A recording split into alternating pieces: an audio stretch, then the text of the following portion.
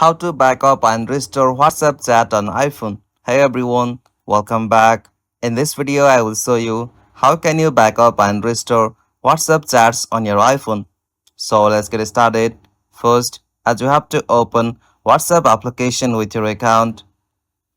After you open WhatsApp, you'll get this kind of interface from your at the bottom right, tap on settings.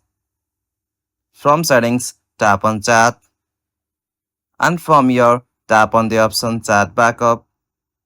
From here tap on the option backup now. If you are not signed into your iCloud, you will not be able to backup your chat. Simply go to iPhone storage on your iPhone and from there on the section profile you'll have to connect to your iCloud. After that you'll be able to connect your iCloud to WhatsApp backup.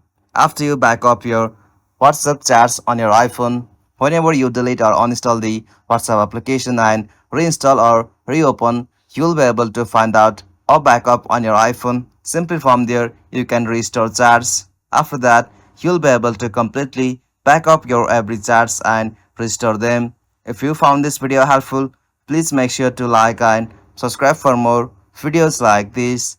Thanks for watching. Have a good day.